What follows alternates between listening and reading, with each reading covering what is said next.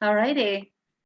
Well, welcome everyone. My name is Ramira Pusari with the Alberta Ability Network, and I'm joined today by Sam Mason, who has been great help in putting this event together, as well as Margot Brunner, both from Voice of Albertans with Disabilities.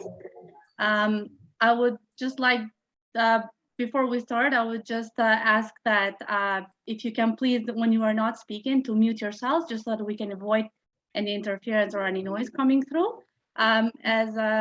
As you might notice, so when Sam moved it over to the webinar style, it mentions that the session will be recorded and we will be sharing it further for people who were not able to attend the live session today. Today we'll be discussing some of the issues that are important to persons with disabilities during this municipal election. So we're recording the session and it will be posted on both our websites as well as shared on social media.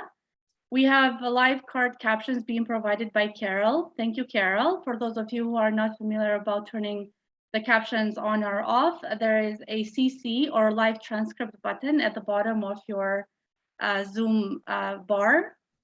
And we are very, very sorry that we were not able to secure ASL services today, and we're very apologetic to anyone who relies on the service. However, we will do an ASL overlay to the video before we share it on our website. And if you have any questions, so this is addressed to the audience, if you have any questions during today's session, please feel free to share them on the Q&A or the chat button, and Sam has gratefully offered to check on those and make sure that we address them. But please note that we have some questions that we will be discussing beforehand, and if time permits, then we will get to your questions. Thank you also to our audience who submitted their questions during the registration process. Okay. Also, if you have any technical difficulties, please feel free to reach out in the chat and Sam will be able to help you with those. We hope we don't have any glitches, but you never know. So, okay. And I'm just going to share my screen. And before we start the meeting, we would like to read the land acknowledgement.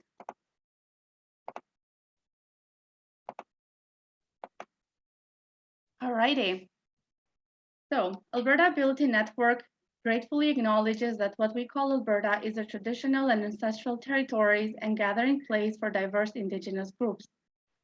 Through 45 First Nations and 140 reserves and subject to Treaties 6, 7, and 8, which includes the Blackfoot Confederacy, Siksika, Kainai, Piikani, the Tsuut'ina, the Stoney Nakoda First Nations, the Chiniki, Bearspaw, and Wesley First Nations, the Nakota, Sioux, Cree, Dene, Iroquois, Ojibwe, Saulteaux, Anishinaabe, and Inuit, whose histories, languages, and cultures continue to influence our vibrant communities. We acknowledge the many First Nations, Métis settlements, and the 6 regions of the Métis Nation of Alberta and Inuit who have lived in and cared for these lands for generations. We are grateful for the traditional knowledge keepers and elders who are still with us today and those who have gone before us. We make this acknowledgement as an act of reconciliation and gratitude to those whose territory we work, play, reside, or are visiting on. Okay, thank you. So today's event is being hosted by 2 provincial organizations, Alberta Ability Network and Voice of Albertans with Disabilities. And we wanted to address some of the questions and issues that persons with disabilities face in their everyday life and see what your platform has to address those issues. I'll just very briefly share a few sentences about what Alberta Ability Network is, as well as Voice of Albertans with Disabilities.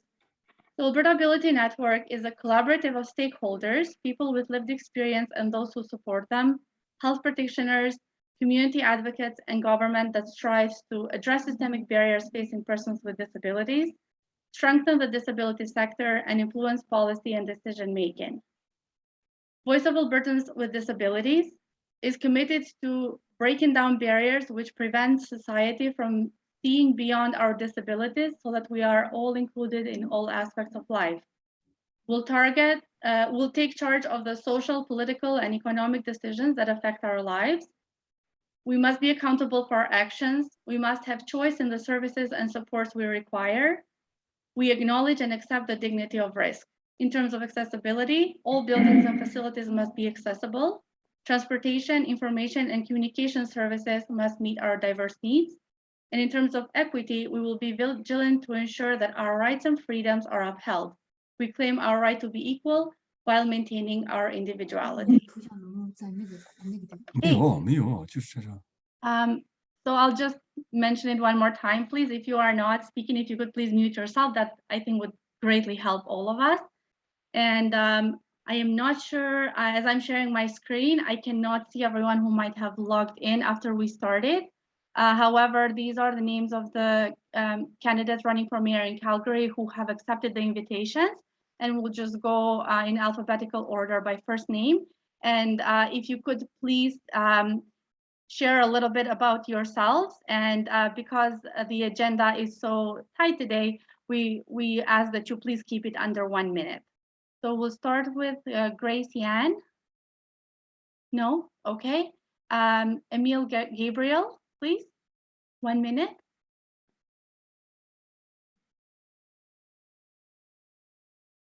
You're on mute.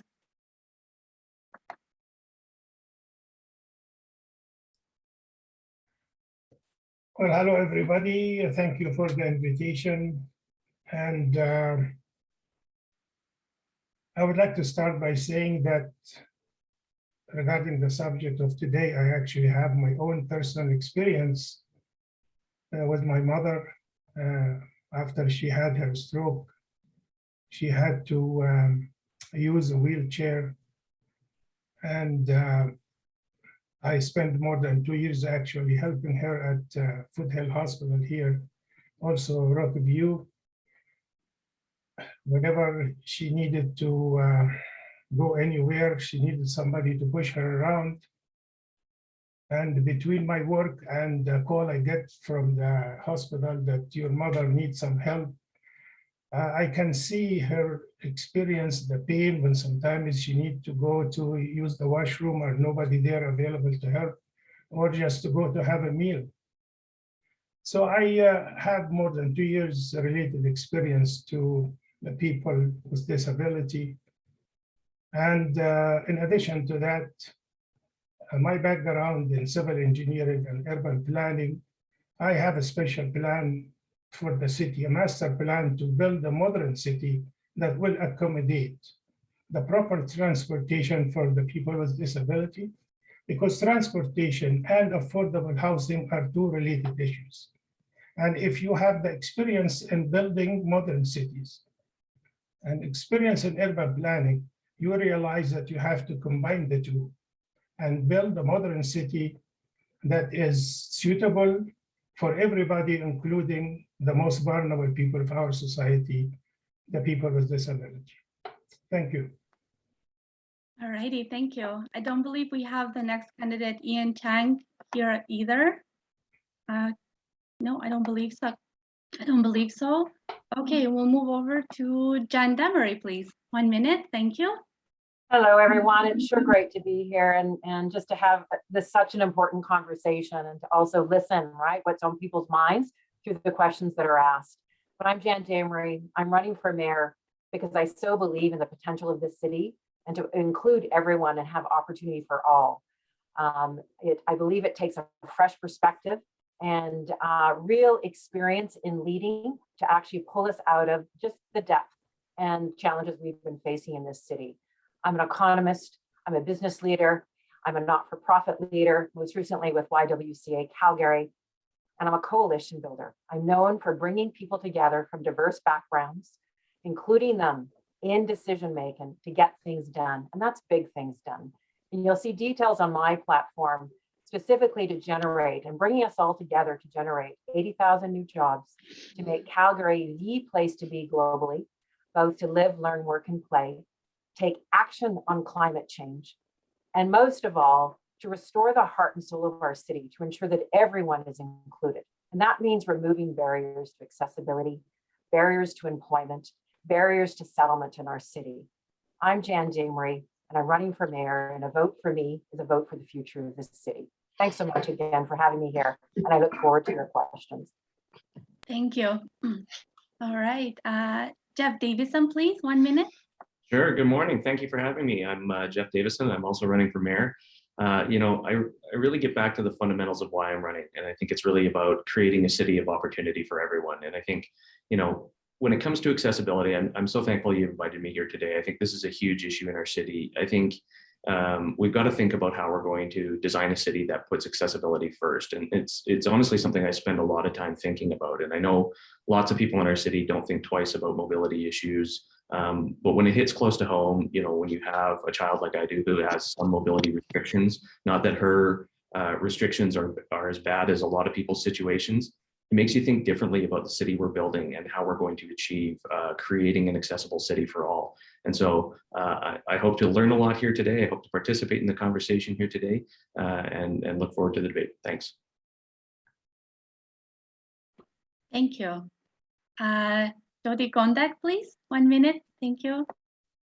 Thank you very much. I'm Jyoti Gondek, also running for mayor. That's why we're all here today. Thanks very much for this invitation to join you. I think we're going to have some important discussions today around inclusivity and how we build a city that is welcoming and accessible for anyone who wishes to live here, have a family here, and run a business here. I think there has been some good momentum towards that in Calgary, but I think we have had a lot of oversights. We can see that our sidewalks are not always accessible and usable for people who have a disability. We can see that we have prioritized private vehicles over public transit, which is what many people with disabilities rely on. And I think we started off with a good strategy to end poverty with the Enough for All plan, but I don't think we've achieved its full potential. And I think it's because we need to look at the whole life of an individual and really look at housing and transit and affordability as a complete system that needs to work for people with disabilities. So I'm just looking forward to hearing from the experts that are here and contributing to the conversation. Thank you. Thank you. Mizanur Rahman, please. You're on mute. Okay, so can you listen to me, please? Yeah, we can hear you now. Yeah, okay. Good morning, sir, everybody. Thank you very much for inviting us. And my name is Mizanur Rahman. I'm living in Canada 34 years altogether.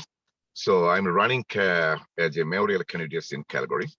So I ran before in provincially on behalf of NDP in Calgary West. So, and for disability, it is not coming automatically. It need to have a and reshape our and socio-economical and political circumstances. And the way our city council and city is running, there are so many things is unfair. Like even our electoral process is very much unfair. It is disproportionately and targeting the incumbents people, so those who are running for the office.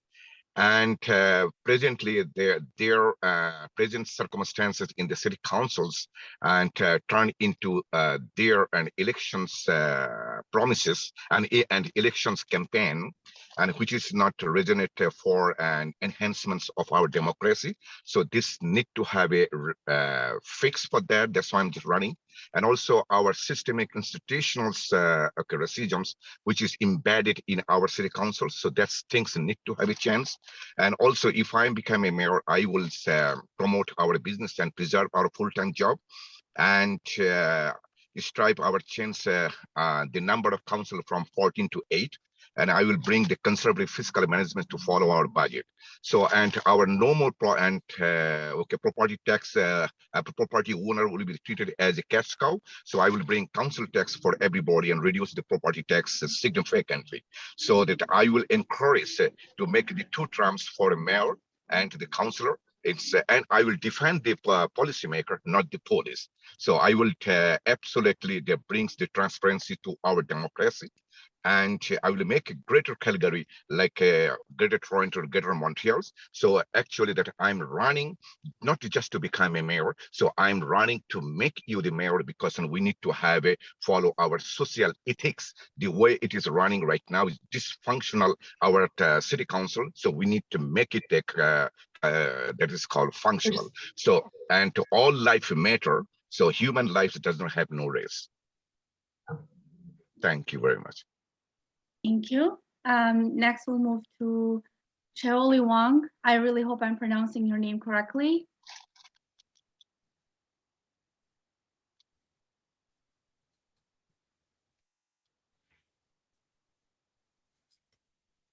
Thank you. My name is Shaoli Wang. Okay, if you could please just provide a Yeah. brief introduction under 1 minute of yourself. Thank you. Thank you. Yeah. The last few years, we are seeing more Calgarians lost their homes. In 2020 alone, we have over 2,200 families lost their homes to banks. In 2021, over 500 to cities tax sale.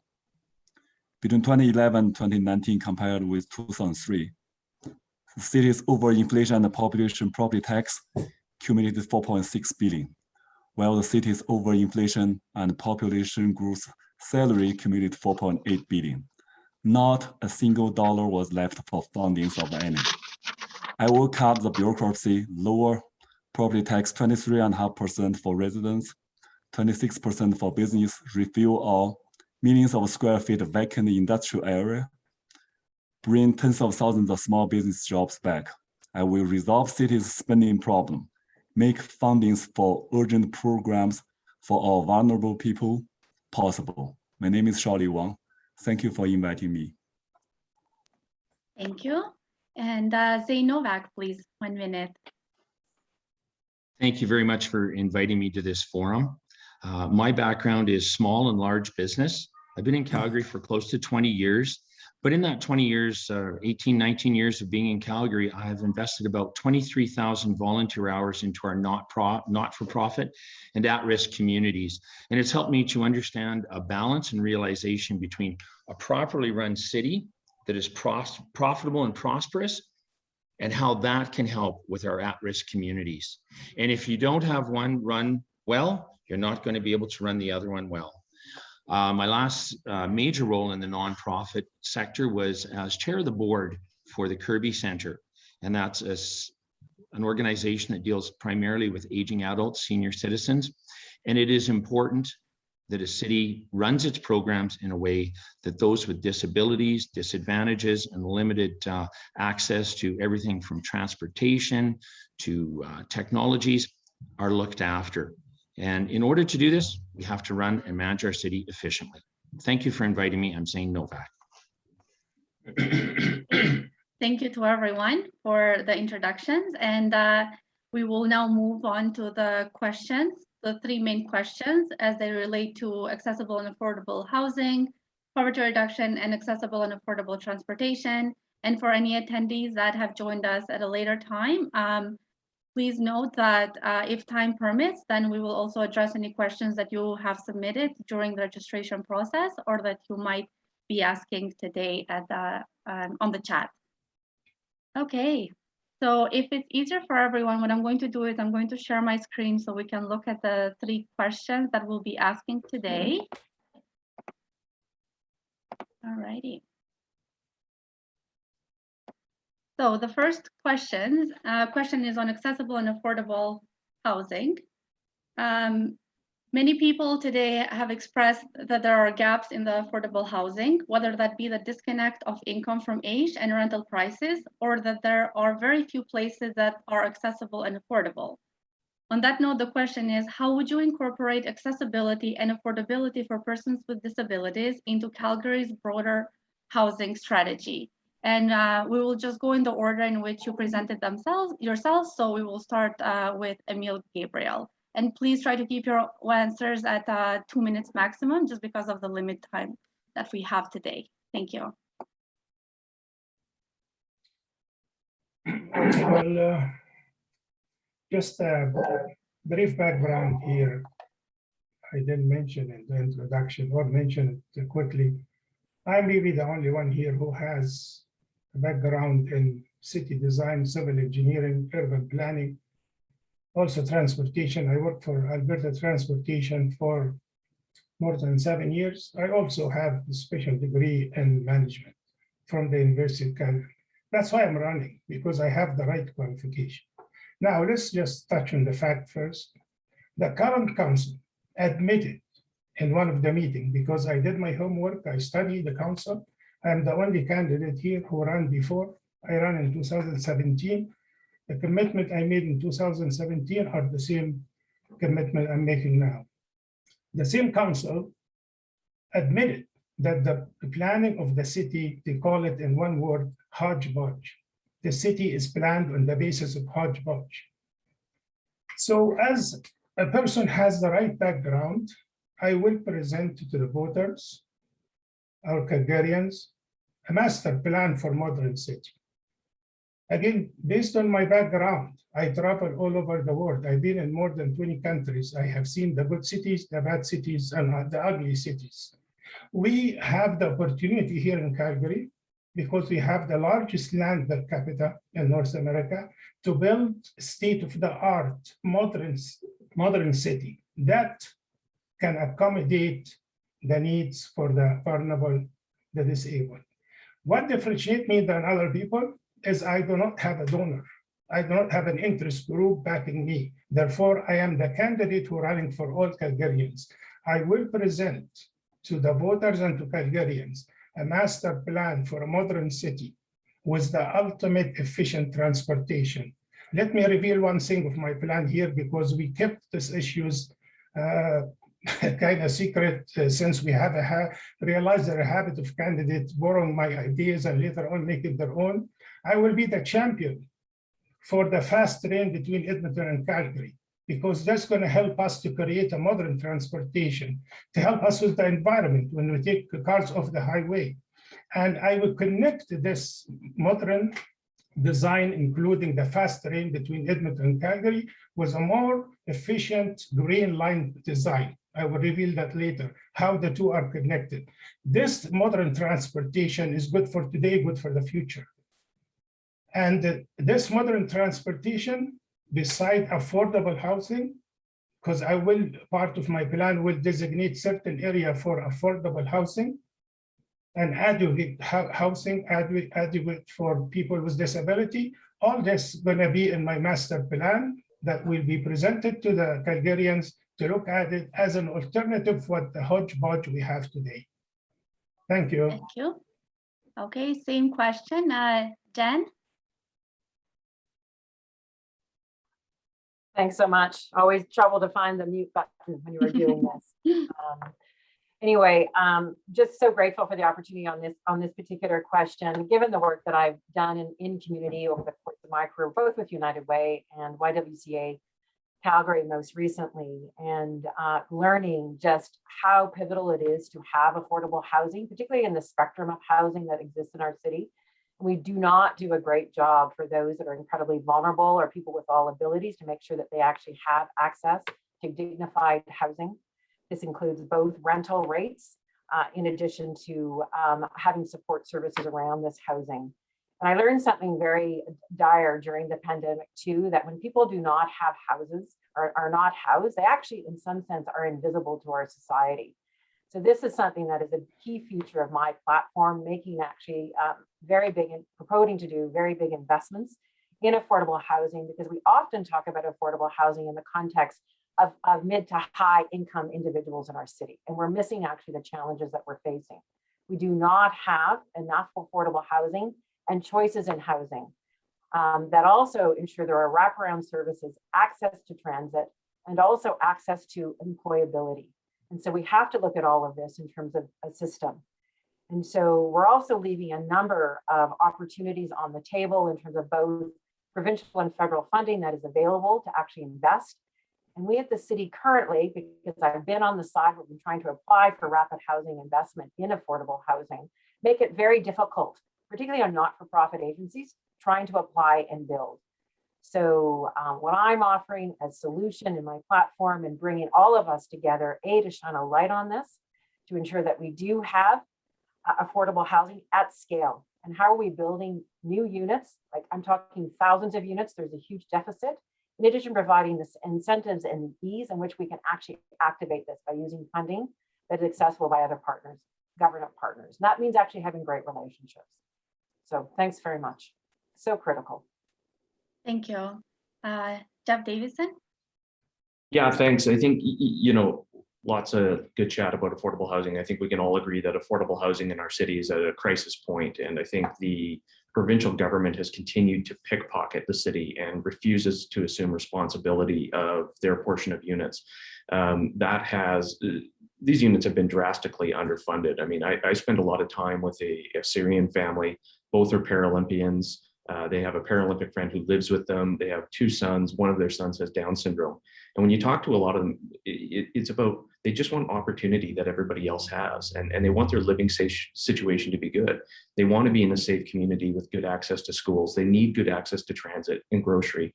But we don't concentrate affordable housing in areas where access to opportunity is there. And that's key. And so I think, ultimately, when we look at the affordable housing situation in our city, it's failed people with disabilities. These folks do not live in a place that they had to make a choice to be in a good neighborhood because that's where they want to be, but they didn't have the choice to get into an accessible form of housing. And so it's very difficult for them to get in and around their own house. I look to some of our colleagues, Councillor Farkas, who's been on this file for a number of years with respect to affordable housing, and he's done nothing to fix the problem or build a relationship with the provincial or federal governments to help us solve this problem. And so, we're now at a point where we need to incorporate and try to work with the private sector to put 15% off-market housing into a lot of the new units we're building and continue to invest in programs that address the life cycle components if we're going to make a dent in where we're at with affordable housing today. Thank you. Jyoti Gondek, please. Thank you very much. I had the privilege of working with the Community Housing Affordability Collective back in 2015 and 16, and it looked at the spectrum of housing options that are available and where the gaps are in Calgary. And clearly accessible housing was one of the biggest gaps where we need to focus a lot of attention. And it needs to be done both on the market and non-market side, because what we uncovered is that if people who could be in a market situation are occupying units that they don't necessarily need to be in because they're only on the subsidized side of the market, we're creating problems for people that actually need access to those subsidized units. So I think what we need to do is be smarter and more intentional about how we're building homes that everyone can access. Winnipeg did a pilot project that we can learn from. They created a community where they wanted 10% of their housing to be accessible to any visitor. And in the end, they ended up coming up with 60% of housing being that way because people realized they could age in place by building homes like this. So I think we just need to show people that accessible means accessible for all. It doesn't need to be a focus on disability alone. On the other side, on the subsidized side, we had some success with the Resolve campaign, which was a partnership between private sector and public sector to deliver units. There was Centron that created a building for accessible housing, but they ran into difficulties with cost.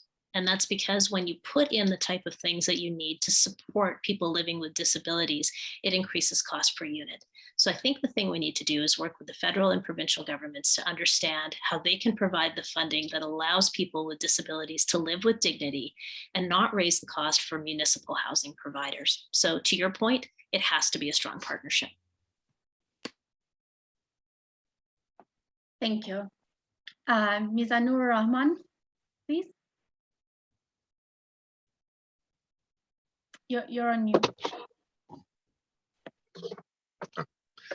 Yes, for an affordable housings, and it is important that every time that we are talking about concerning about the affordable housings, but in order to have affordable housing, so we need to have our policy need to have a developed. First of all, our property tax and we pay to the provinces at 35%, whatever we receive, and 65% it goes to the city of Calgary.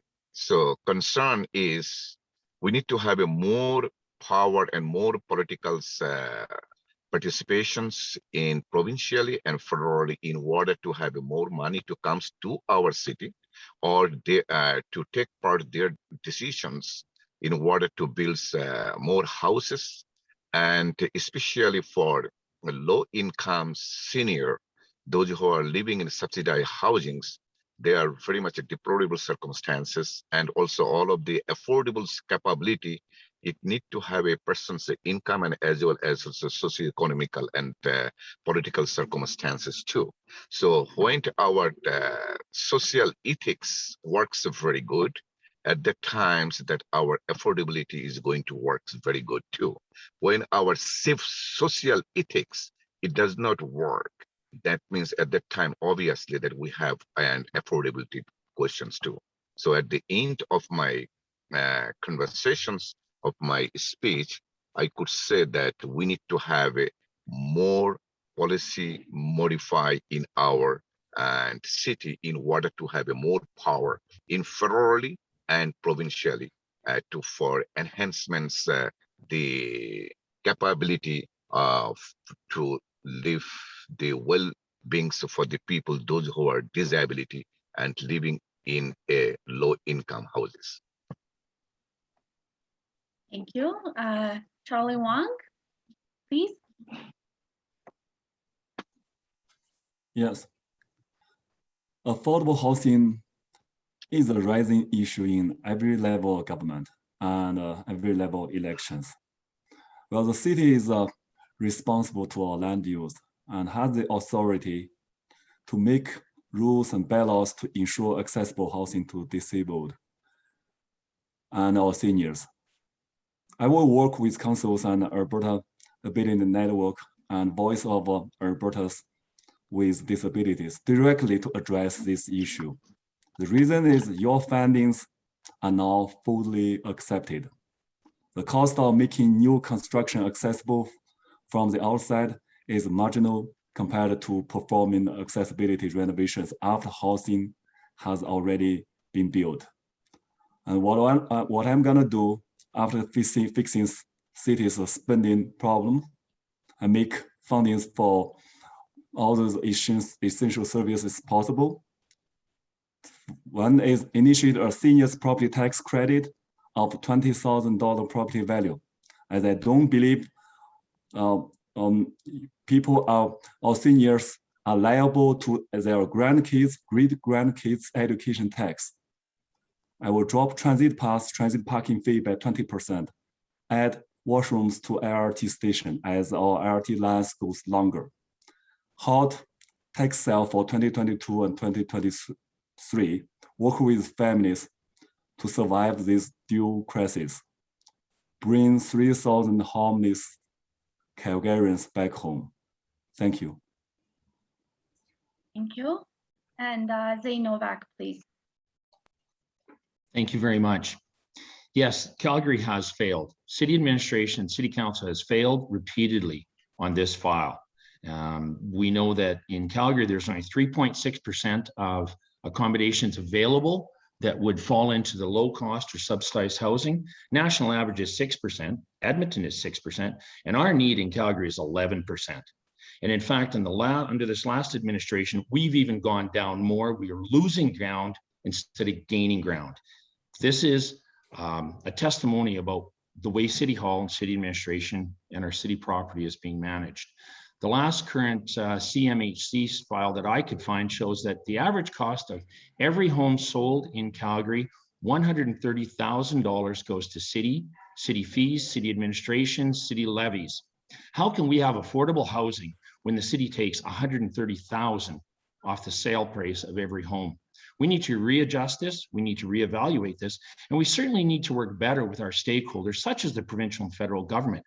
Why does Edmonton have 6% of their housing is affordable and we have 3.6? That's a poor job by our city leaders. Number two, we need to make sure that we're working on all new developments to be sure that there's at least 10 to 12% of those new permits given to a development that is accessible, both from a viewpoint of disability accessible, physically accessible, but also financially accessible so that we start to gain ground rather than what our city hall has been doing in the last several years, losing ground for affordable housing.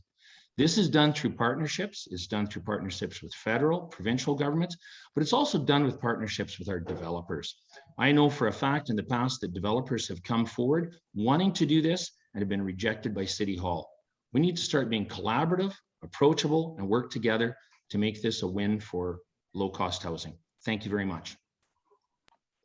Thank you. Thanks to everyone for your responses on the first question. We will move on to the second question. I'm going to briefly share my screen again. Okay. Here we go. Okay, so we know that people with disabilities are more likely to live in poverty than those who do not have a disability. The question is, how will you work to alleviate poverty for persons with disabilities specifically? Again, we'll go in the same order, starting with Emile, Gabriel, please. And again, just a friendly reminder, please keep your responses to under 2 minutes. Thank you. Well, thank you for the question. I just want to mention something here that can connect the subjects. I think everybody speaking here is overlooked something very fundamental here. To just simplify the point, think of it this way. A family has a beautiful car, driving. So the car is Calgary, the family is the Calgarians. And then all of a sudden, the engine starts smoking. And then the car stopped. But some member of the family is saying the tires are flat. Should we start putting air in the tire? That's exactly what the people speaking here tonight. We have a broken system. I already described it by the words said by the council themselves, that is a hodgepodge planning of the city. So how could you work with a broken system and expect a good results? Everybody here is saying what you're going to do with a broken system. You have to fix the broken system first. I think Mr. Novak is the one who touched on this point. This is a broken, outdated system, has lots of duplication, people complaining about if they need some work done in the city, it takes forever, approval takes forever. It is an outdated system, need to be fixed first. And that's why, again, I'm running, because I have the management experience. I sit down with CEOs of companies, either learning from them or consulting with them. They have budgets bigger than our city of Calgary. I have the right experience to fix first a broken system. When we fix the broken system and eliminate duplication, we eliminate the waste, the amount of waste that we experience all these years, then we will have enough money and a workable system that help us to deal with issues like poverty. This is not a poor city. This is a city experiencing poor management. So to your question, I invite everybody running to listen to what I'm saying. And we don't know who's going to be the mayor. It's fluid and the media always get it wrong. So I encourage everybody here, realize that I am the person who has the right experience. I'm the one who committed to term limits, 1 term or 2, and maybe I am the most senior among all of you. So once I fix the problem, you can come back and take it from there. I invite you to join me, actually, because I am the person who has the right experience, and I am the one who pointed out to you what you are missing. I spent more than 30 years in politics, not as a politician, but person who came from a country that was great. Egypt was a great country, but in my time, the bad management, corruption, take it from great to you cannot live there anymore. So Your 2 minutes is up, so if you can just wrap up. Okay, then I wrap up, I think. Thank you. Thank you. Thanks, Sam. Okay, we will move on to Damery, please. Thank you. Thank you. I think we really have an opportunity coming through all of our reflections through COVID on how important it is that we actually are looking after each other in our community. I think a city can't truly be great if it's not great for anyone. And we have been struggling with poverty reduction for many years, lots of great initiatives, but I think there actually has to be a huge bringing collective action of all of us because many of us don't even understand the barriers that people face, particularly those with all abilities. I think we've got to do better in terms of inclusive decision-making. Are we actually listening to the people that are facing, understanding those barriers? And something I've learned over the course of both my local and international work experience is removing barriers to employment is key. Economic empowerment provides dignity and options for people. And we have a great opportunity as we sort of create the city of the future in Calgary. It's one of the reasons I'm championing increasing and scaling our tech and digital grads in the city, because it actually allows for everyone and the inclusion of all people with all abilities in our modern workforce. And economic empowerment gives people options, and it's about housing and transportation, and it's the full cycle. And so we have seen in this current council cuts to critical things that contribute to quality of life, particularly those that have challenges around CT transit in 2019. We've seen at the provincial level de-indexing of AISH. And all of these things are coming to terms in our society with living wages. And this is something I'm incredibly proud of, the work that I've done at YWCA in being a living wage organization, and even in pulling together this small organization to run a mayoralty campaign. All of my staff are paid living wages. This is something I fundamentally believe in. And as an economist, this actually pays it forward for all of us, because we actually save on the back end in terms of additional services. People actually have the independence and autonomy to earn living and to create the lives that they want. So this is the belief and the vision that I'm offering as mayor. Thanks so much. Thank you. Jeff Davison, thank you. Yeah, thank you. I think we really have to work with individuals and families and communities to reduce poverty. I mean, I think that's where the focus has to be. I think we need access to basic income, which is essential to maintaining cost of living. We've got to maintain and scale up the fair entry program, which supports people with access to transit, because that's not just accessing transit, it's access to opportunity. Food security is a major factor in reducing poverty. I was actually up at the community kitchen program this morning. I mean, in 2020, they served almost 274,000 clients. That's over 10% of Calgarians who needed help with food security. It's the access to the basics that we forget. You know, we talk about grand scale plans, but it's a roof over your head, it's food in your stomach, it's security, it's having access to showers and washing machines. It all comes down to all of the basics, but it also comes down to sustainable funding of these programs, and programs that ultimately focus on the dignity for all. And so I think we have to continue to think about how we offer relevant, accessible, and timely services that support the needs of our citizens. And we have to be a city that supports all citizens, because we all deserve opportunity. And so that's really what I'm focused on. Thank you. Jyoti Gondek, thank you. Thanks very much. I think one of the points that you mentioned in the material that you shared with us are the attitudinal barriers that go along with the physical barriers.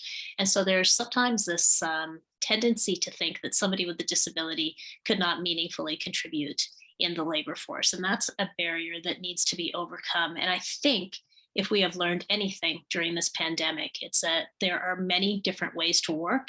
There are many different ways to engage people to provide their fullest potential. So I hope we can look at labor force participation differently when it comes to people with disabilities. I also think it's really important to hold other orders of government responsible for the commitments they have made. It was particularly troubling a couple of years ago when there was cuts to FCSS funding, and there was proposed cuts to programs that would help people with disabilities in the name of civil society. And that's really just sort of code for saying the private sector should pick up the costs of things that government should be delivering. Governments have accountability to citizens. We are not private corporations. So I think it's incredibly important to make sure our partners understand how much we have to invest to make sure that everyone can live with dignity and have a meaningful place in society. Thank you. Mizanur Rahman, please.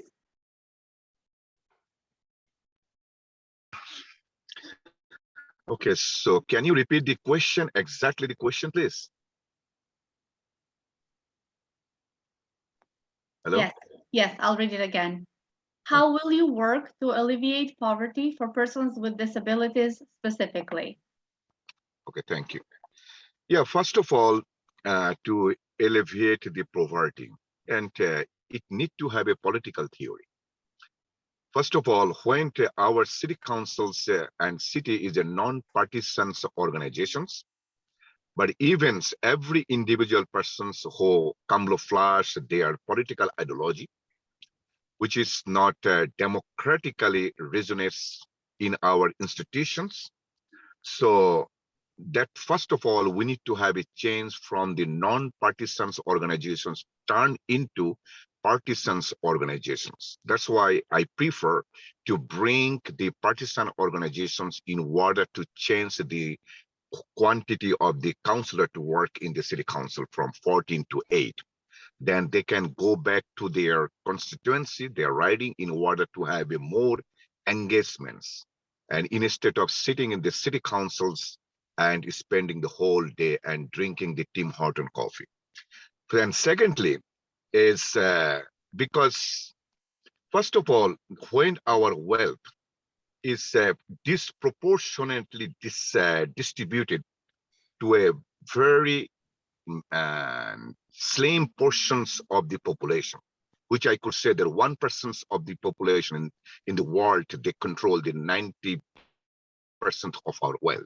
So at that times, to elevate the poverty, we need to have a political ideology to implement. So when Alberta, and especially Calgary, is the highest and that income disparity in Canada, so we need to have a change it in political way.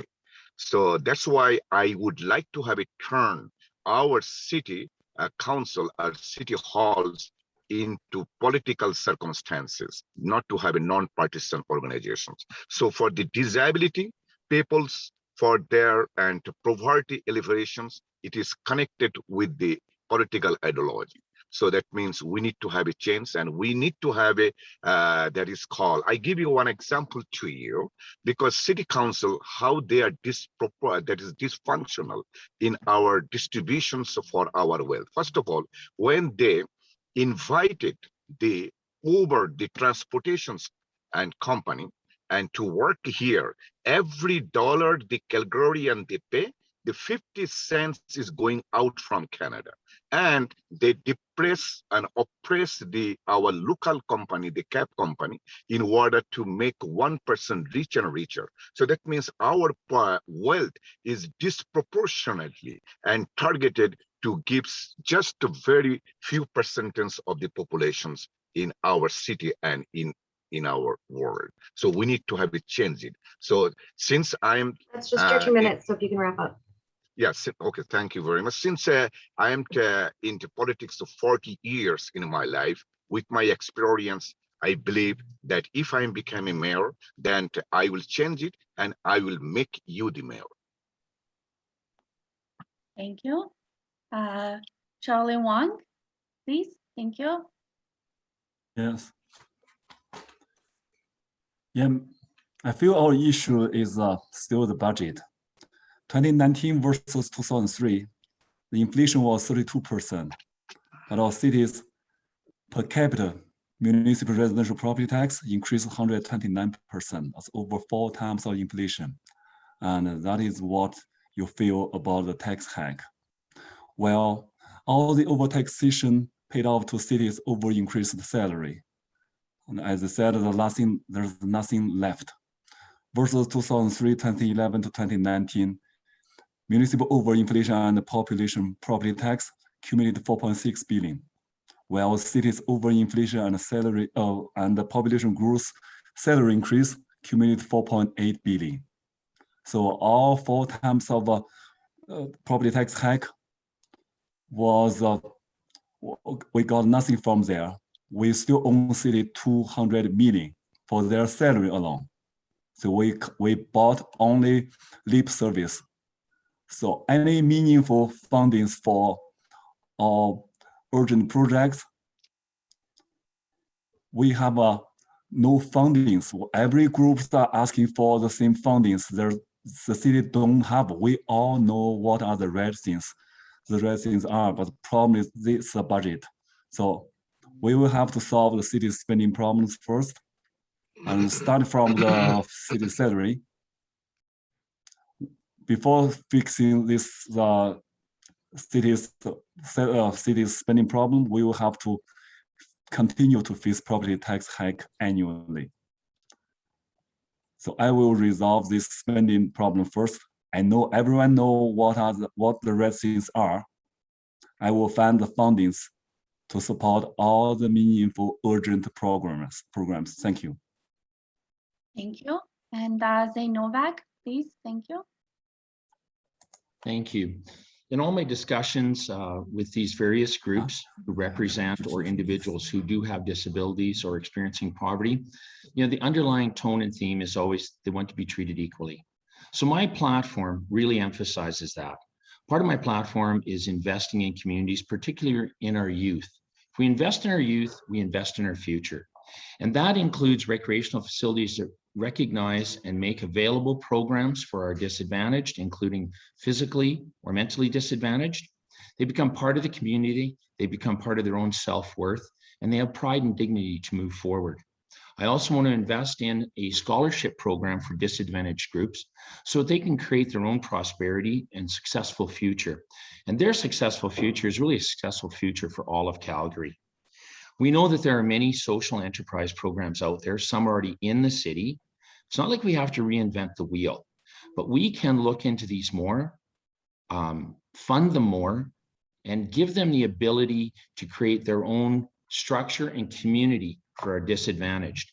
And it's true, we need to make sure that we have a city that is set up in a way for those who are in poverty to have dignity. And that is such things as washrooms, being able to clean your clothes, clean yourself, have a shower.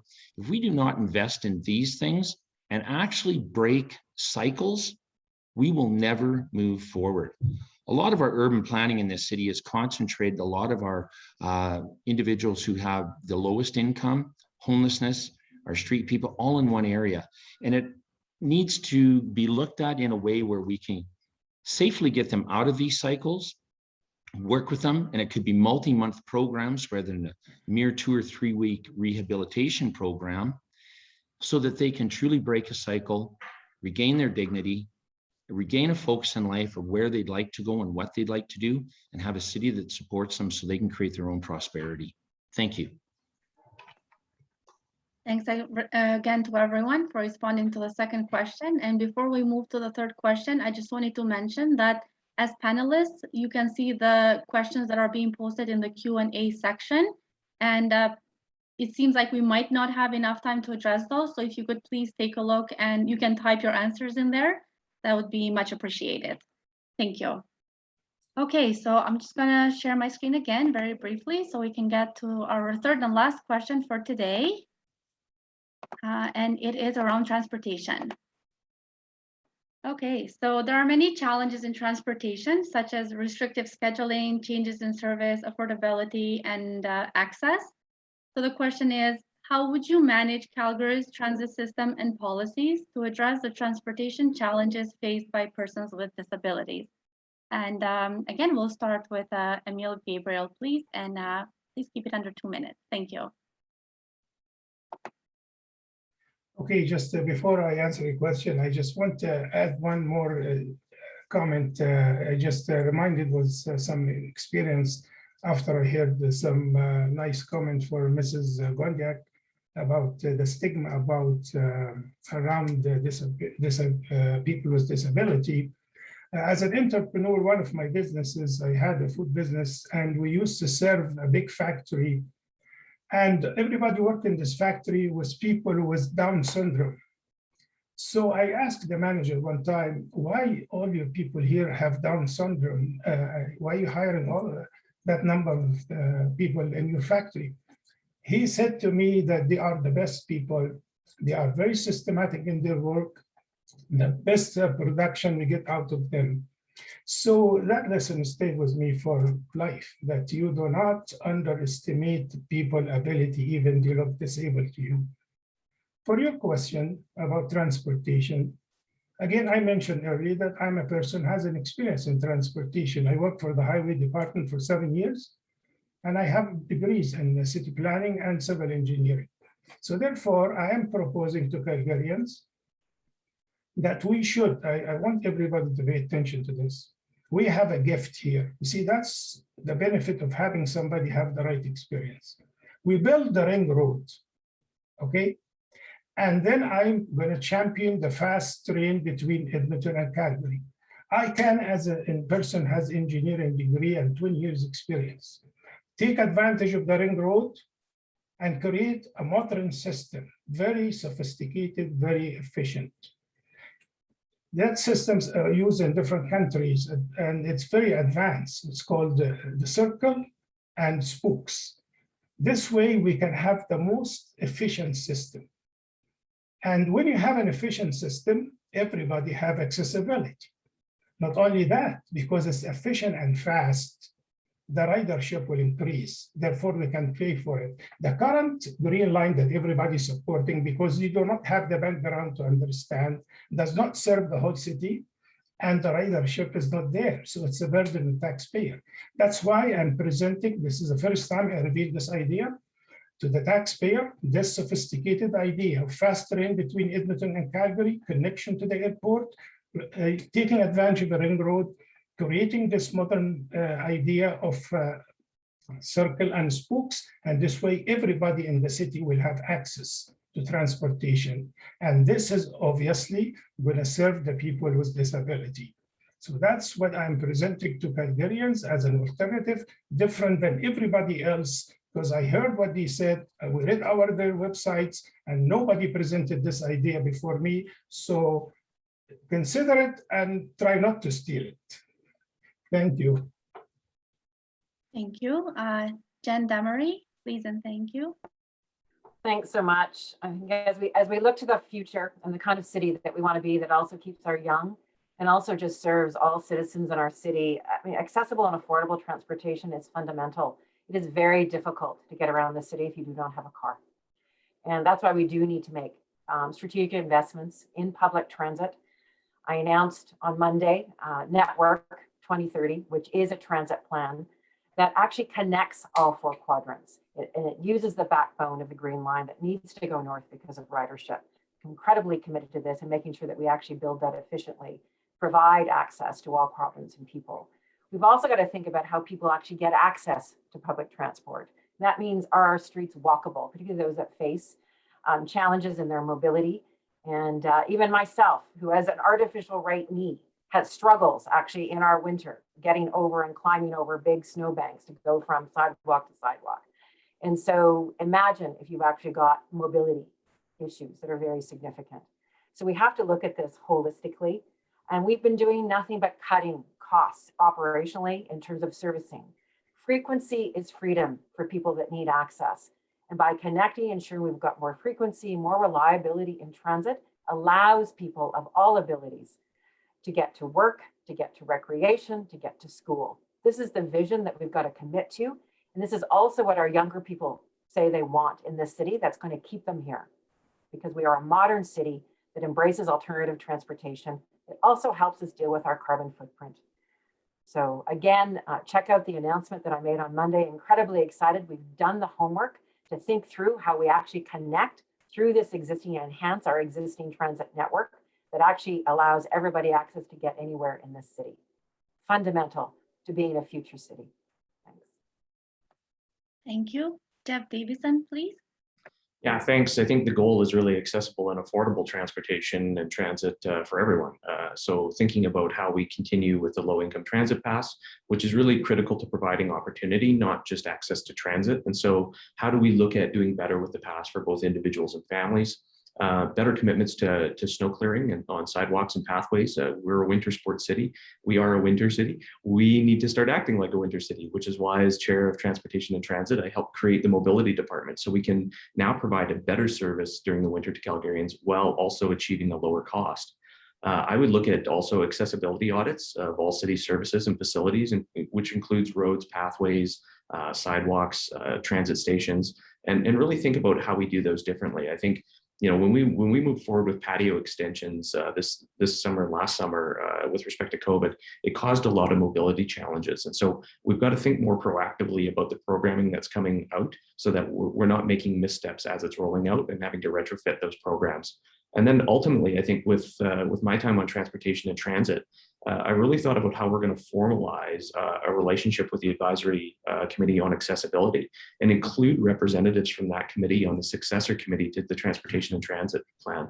That ensures that all programs are set up right from the start. And so it's really about thinking how we ensure broad policy is executed across all forms of transportation in the city. Thank you. Jyoti Gondek, please. Thank you very much. And one of the questions that's been asked in the chat is, when there's a C train failure, what are you going to do to help people with disabilities? And I think, it's an important thing to point out. The shuttles that we're sending to pick people up when that kind of a situation happens are probably not ideal for people with disabilities. So we've got an accessibility issue there. And if we are not listening to people with lived experience, we're not going to be able to improve our service. So I appreciate that question being posed, and we'll go back now and make sure that we do better. We need to make sure that we're providing people with the training that they need when they're delivering a service like Calgary Transit Access, or when we're partnering with the taxi companies in our city. We have heard from people with disabilities that they are often not treated with the dignity that they deserve. It is absolutely terrible that we would be putting people into the back of a van in an undignified manner, rather than understanding that they are reliant and dependent on this form of transportation, and they deserve as much respect as any other rider. We have heard from people that the sliding scale is incredibly important to be able to access transit services. So we have to make sure that we stay true to that. And we've created this, it's called 5A, which stands for Always Available for All Ages and Abilities Network, that we're trying to deliver throughout the city.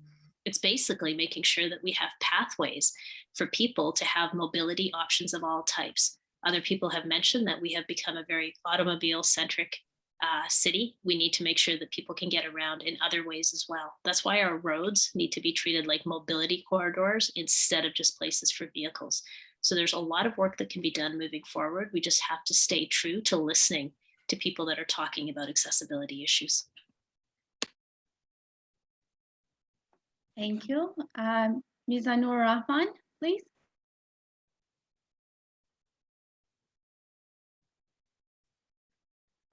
Hi, you're on mute.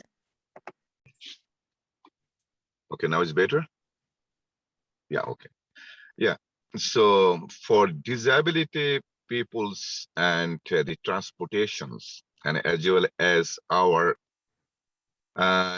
income in our city in general coffer, it is very much important. That's why I have already been put on my platforms. I will bring the council tax for everybody, except the low income people and the low income senior people. Because the reason is that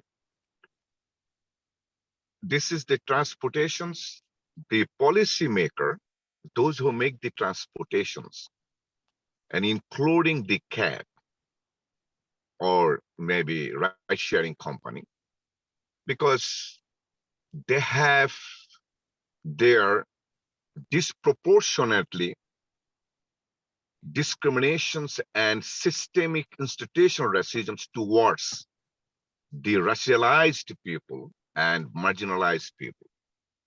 Like the people, those who are driving a cab, they have to pay certain amount of money, which is very expensive. So at the end of the day, when they don't have not enough fare, their attitude is different. And every human being, this is the human nature. So you cannot blame only the cab driver, they are giving the wrong service. The policymaker, they make their policy extremely disproportionately to make the rich and richer. These things need to have a change in our city council. So that's why I say that our systemic institutional racism ignited in our city council. So these things need to have a chance. Otherwise, our transportations industry will not be changed. So secondly, when I knock the door, I see that senior peoples, those who have incontinence problem, so they need to have a properly addressed, because sometimes with the transit, it takes a little bit more times to go from A to Z. So that's why at that times, so they have a maybe pressure to go to the washroom so they cannot say nothing at all. So at that times, and I have a plans that, so these senior people need to have a classified those who have an incontinence problem and give them the voucher, taxi voucher, in order to go from A to Z area. And also with my council tax money, then I would like to provide more transit buses and near the senior houses and that area though. Thank you very much. Thank you. Shaoli Wang, please. I have one issue to address here. We all know our city were pushing for green line very hard for the last few years. Disregard, we were in years-long economic slowdown, plus by a once-in-a-century global pandemic. But the last few years, we saw about 10 bus routes were suspended. That is not the way to do business or service. You cut the bus services, you push for the green line. It's contradictory. And also, buses are more accessible to people with disabilities, more accessible than our transit. For LRT stations, especially in winter, the ramps pose an extra challenge to people with disabilities. I heard that complaint a lot of time. I didn't see any sign of the city dealing with that or any motion about addressing those issues. And snow shoveling poses a challenge to every people, every of Calgarians in winters, couple times every winter.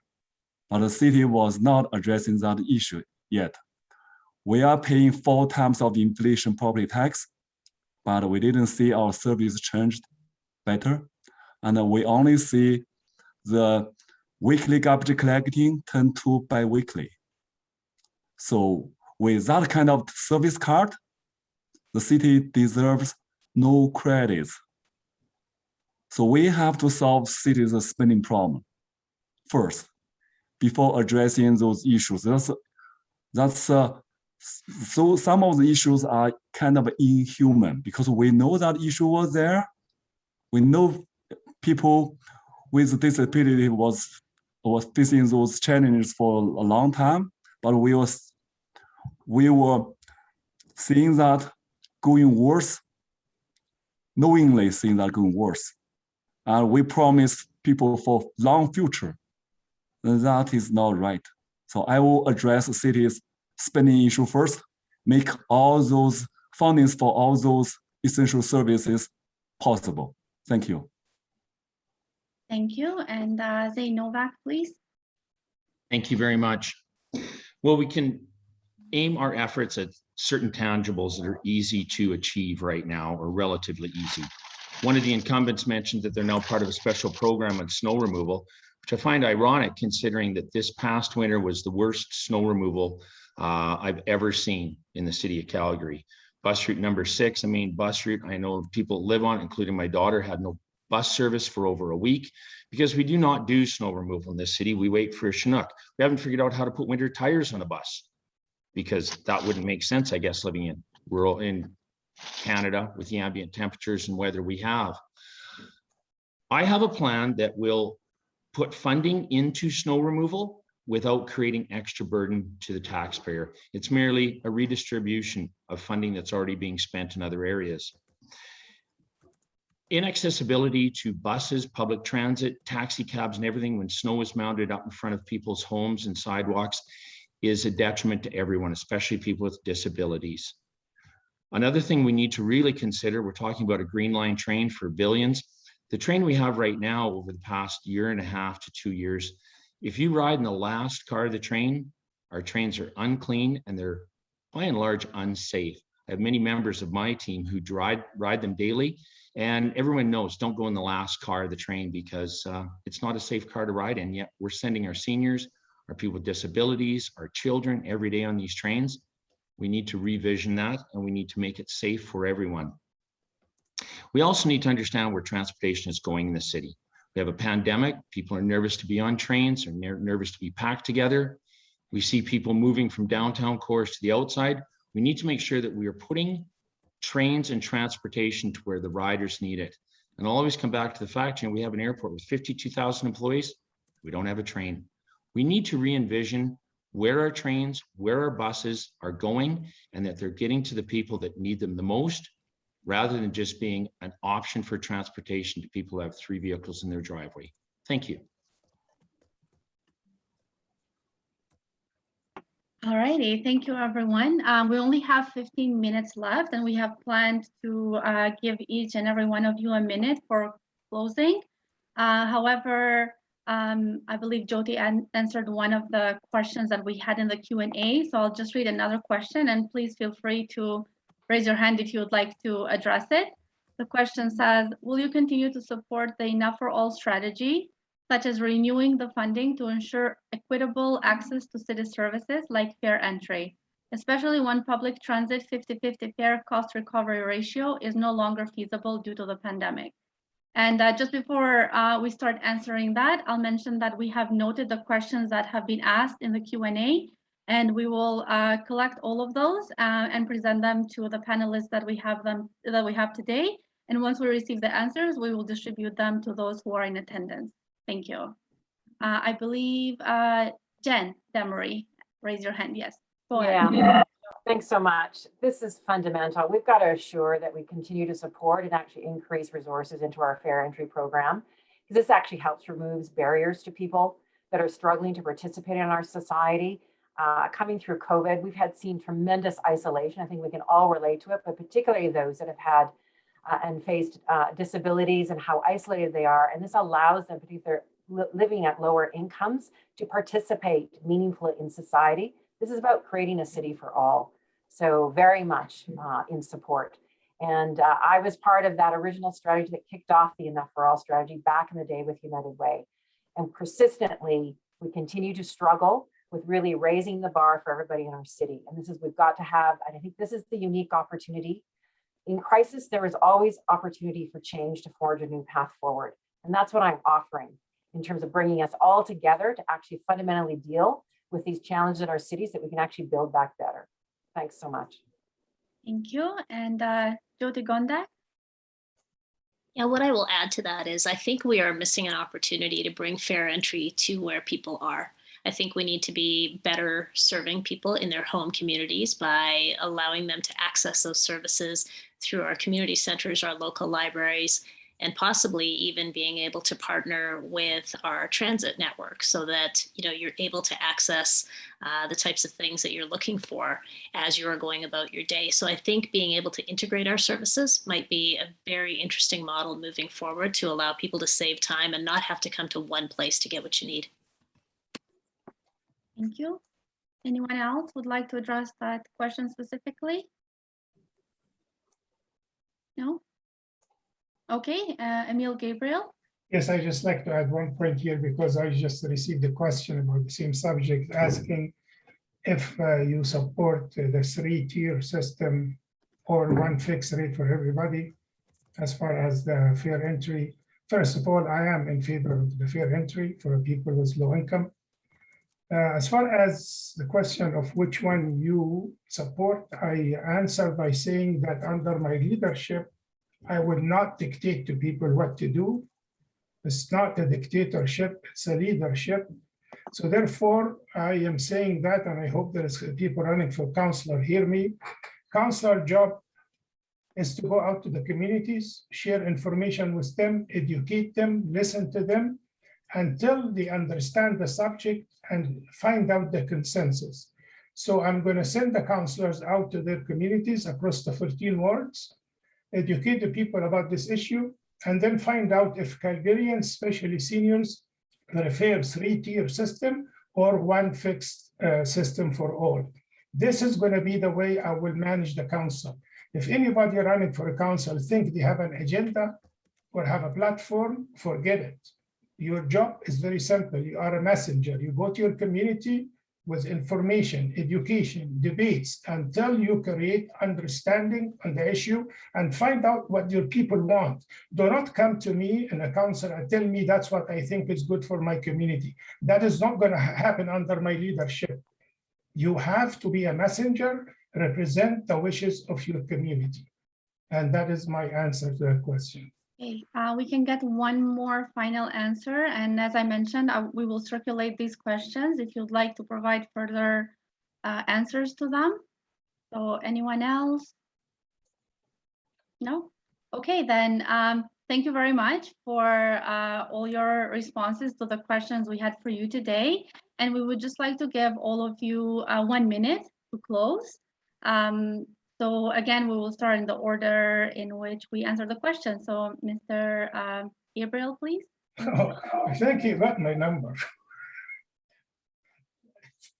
Anyway, thank you for the opportunity. I enjoy listening to everybody, and I admire your effort to run and do this kind of work, this service to your city. Obviously, we are here, everybody presenting their resume.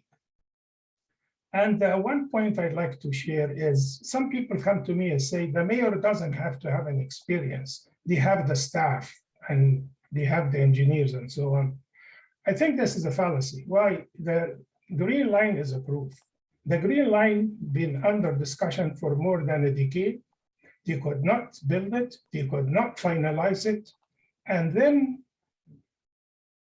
they came up with an idea to divide it to two parts, and the same, half the part cost the same amount for the entire project. If the council or the mayor had the experience, because I spoke about it, and I talked to the Minister of Transportation and engineers, because I can speak their language. I said one thing, for example, how do you build the tunnel under the Bow River and you don't have a mitigation for the Bow? Has anybody mentioned the flood issue, for example? That is where experience comes handy. That's why you need at this conjunction a mayor with experience on the subject concerning the city. So in conclusion, I would like to say part of my resume, I'm the only candidate here committed to three things. The first thing I already shared about how I've been around the council was different than anybody else, because everybody here coming to say that they have a magic wand to make them work together. No, I'm not going to make them work together. I'm going to send them to work for the communities and represent the wishes of the people. The second thing I differ than everybody, I am the one who committed to term limits, 2 terms. I committed to it when I ran in 2017. I always committed to term limits because that's a proof to the voters that I am running to serve, not to make a career. Because after 2 years, how are you going to survive? That is my proof that I have a plan to survive. That's why I'm committed to term limits. The last thing I'm committed to, and it surprised me that nobody running for a mayor has committed to this, people are suffering. People lost their job. If you want to lead by example, and we're looking here for 15 people out of 1.5 million live in Calgary. 15 people only, they have to be special and different. I'm committed to take a cut in my salary, significant cut, 35%. There is nobody here willing to show sincerity and take a cut. And they want to receive a salary equal to $250,000, a salary that none of those people have ever seen it. Guaranteed salary for 4 years, and they still think they're entitled for it. Why they are entitled to that salary if you never had it before? Secondly, where is the leadership by example? Prove to me Gabriel, that you need to wrap up because we don't have enough time. Thank you. I have a way to wrap up, which is thank you. Okay, thank everybody. you. Thank you. Okay, Jen Damery, please, 1 minute. Yeah. Thank you so much for everyone. Thanks for my fellow candidates for being here, but also to our organizers for bringing us together to shine the light on this incredibly important issue in terms of how we include everyone in our recovery. I think true leadership is truly defined in crisis. It's about mobilizing collective action. It's not about words, it's not about pointing fingers, it's about having that ability. And this is what I think is the role of mayor, to bring people together. And, you know, we've seen a lot of talk in the last 24 hours that this is a 2-person race of existing councillors. It is way too early to call it right now. And we're at a time and a juncture in our city about really building for the future. We need a fresh perspective. We need actually experienced leadership that can bring people together to pull us out of this. That's what I'm offering. And I really am offering right now that I vote for Jan Damery as a vote for the future of the city. So thanks very much. And I'm just really thrilled to be here. Thank you. Jeff Davison, please. Well, thanks so much for having me, and thanks very much for putting this on. I mean, unequivocally, I support the Enough for All strategy, believe in investing proactively in outcomes. And the outcome for everyone is a more inclusive city that is thriving, vibrant, and affordable for everyone. I would say this is an important election. Past behavior is the most reliable predictor of future behavior. And if you believe that as I do, then I should be your next mayor. I think complex problems require complex solutions. And any of the opponents here that try to dumb that down do a complete disservice to all Calgarians. I've worked with the experts. I have the plan. It's time to get to work. Being mayor is a vital role that requires experience. And frankly, my last 4 years have shown what I'm going to do in the next 4 years. And as your mayor, I'm going to help this city grow to over 2 million residents. And it's made possible because of where we live, because of who we're able to attract to this increasingly vibrant city. It's possible because of our history of innovators. And of course, because Calgarians continue to make this place an affordable place to live, work, play, and learn. It'll take leadership like I've shown in the last 4 years, and it's going to take a lot of saying yes. But it's time to stop writing off Calgary's future. It's time to stop assuming our future is already written for us. As a lifelong Calgarian, I can tell you this: the comeback of our lifetime starts now. Thanks very much for having me. I'm Jeff Davison. Thank you. Jyoti Gondek, please. Well, I want to thank the Alberta Ability Network and Voice of Albertans with Disabilities for inviting us together today. It's always important to hear what the big questions are and what the issues are that you would like to see us address. I appreciate that you gave us an opportunity to come together and not only provide you with our thoughts, but to actually engage in some dialogue. And I think if we are making that commitment to be an inclusive city for all, we have to make sure that it is an accessible city for all. And I agree, the past actions do determine future behavior. It's been an absolute privilege to serve on city committees that looked at accessibility. It was an honor to serve on housing committees. This has been work that I have done for many years, and I continue in that vein of public service. Thank you. Thank you. Mizanur Rahman, 1 minute, please. Okay, can you listen to me? Yeah.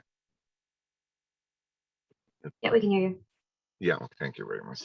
Okay, thank you very much for giving this kind of opportunity and to speak about the disability concerns. The first of all, that we are living in a democracy and we are in the first world country. So, and when the democracy does not work properly, and we have difficulty to enhancements of the democracy, whatever the program, whatever the strategy we have, and ultimately it does not come in conclusions. So in order to do that, for example, first of all, if I am elected, as I told before, that I will make you the mayor, that means we need to have a change our electoral process to come to sit in the public office.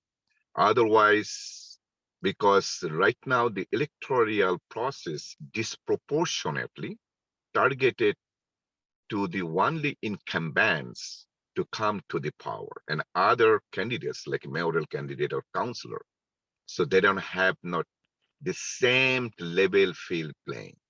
So when the democracy does not work with our electoral process, whatever the output come in the market, it will not be fruitful for our socio-economical and political circumstances. So that's why our politicians don't need to have a treat as a career politicians. We are here as a messenger, and we have to have and more engaged in the community, in the riding, in the constituency, not in sitting on the band that is called in our city council most of the time. So that's why I strive for 2 terms for the mayor and for the councillor, because since we are living in Westminster democracy, that means we have to make sure that we can do that for the 2 terms and for the mayor and for the councillor. And secondly, that Let's just do 2 minutes. I need you to wrap up.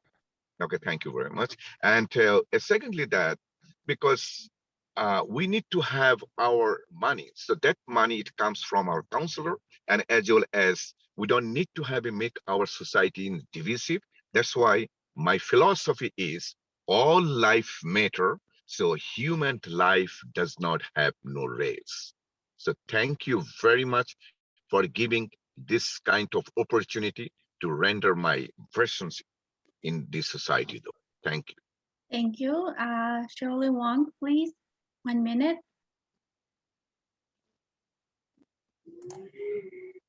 Yeah, I will roll back mayor's pay by 20% from 2019 level.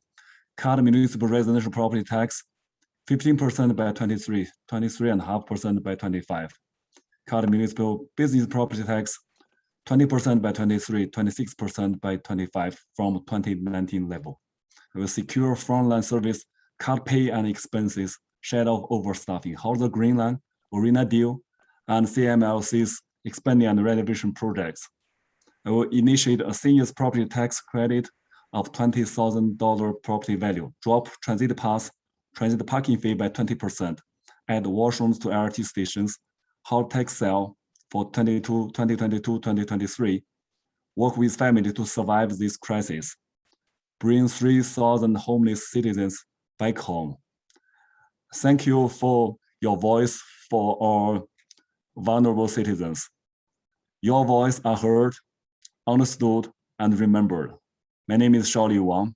Thank you. Thank you. Zane, Novak, 1 minute, please. Thank you. Right now, Calgary is facing absolutely the most stressful, turbulent times in almost our history. We've been impacted by an economy that hasn't been in our favor. We've been impacted by toxic politics at every level of government for years. And now we're facing and trying to survive through a pandemic that is also an endemic and will be with us for a long time. We have never before needed dynamic, strong, collaborative leadership the way we do now. And that's what I'm going to bring to City Hall. We have seen for so long and so many years a fractious, divided City Hall, City Council, and Mayor's office. And we as Calgarians pay the price for that. If you're going to lead anything, you need to do it in a collaborative way where people are respected, they have a voice at the table and a seat in the conversation. That's what I'll bring to City Hall so that we as Calgarians with our creative, entrepreneurial, innovative ability will dictate and write our own future moving forward. Thank you so much for putting on this forum. Thank you, everyone. I would just like to thank again Carol for providing card captioning during today's event, and a million thanks to Sam for all the support throughout the 1 hour and a half here today. And we would like to thank all the panelists who joined us today. We are very grateful that you have taken the time out of your very busy schedules to be here with us. We believe that Calgary can be a truly welcoming, inclusive, and accessible city for all, and you being here today indicates your commitment to all the citizens of Calgary. So again, thank you to all of you for joining us, as well as to all of those who joined as attendees. We look forward to sharing today's recording so that other people whose schedule did not allow them to be here today can have access to it. So thanks again and have a wonderful rest of the day. Bye.